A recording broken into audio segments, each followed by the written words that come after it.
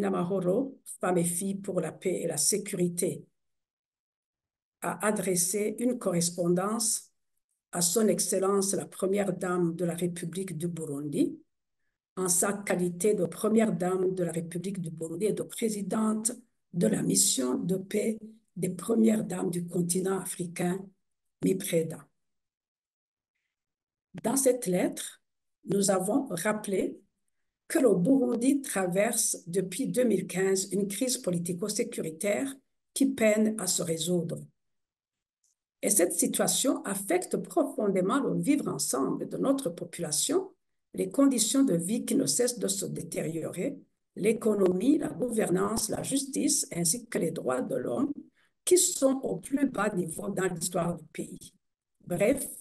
cette longue crise a affecté négativement tous les domaines de la vie nationale, de sorte que les Burundais ne savent plus à quel saint se vouer. Au moment où tous les compatriotes désirent ardemment un réveil déterminé et à l'unisson de tous les Burundais et Burundaises, au fin de résoudre pacifiquement et définitivement cette crise qui n'a que trop duré, les dirigeants du Burundi ont laissé de côté leur responsabilité première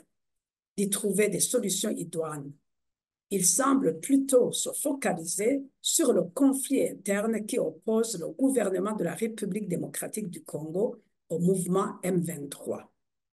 Cela ne va en rien contribuer à la solution des multiples problèmes internes qui handicapent la vie quotidienne de tous nos citoyens, bien au contraire.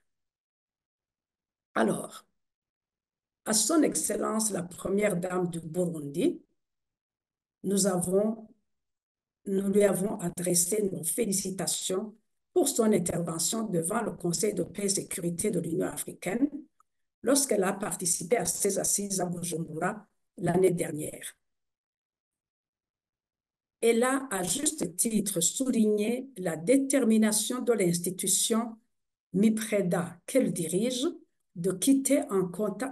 garder un contact permanent avec le Conseil de paix et sécurité ainsi qu'avec les organes délibérants des communautés économiques régionales et mécanismes régionaux en matière de paix et sécurité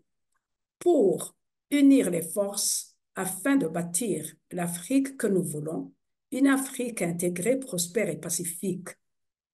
C'est en effet un engagement ferme qui encourage et donne de l'espoir à toutes les femmes d'Afrique.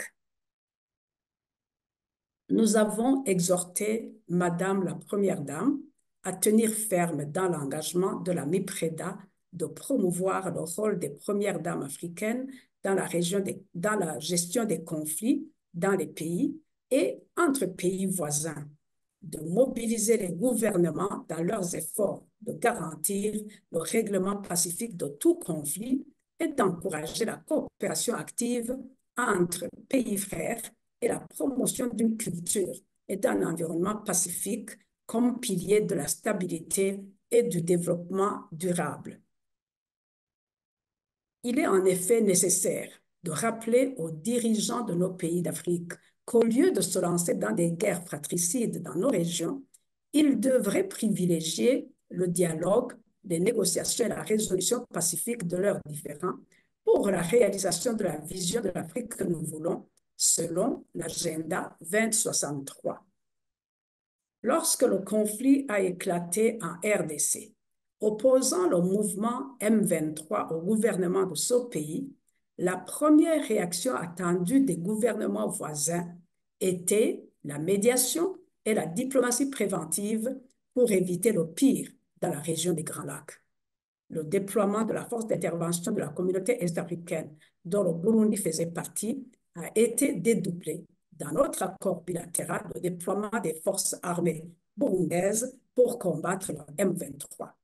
Cela a suscité beaucoup d'interrogations de la part des observateurs burundais de la région et du monde entier.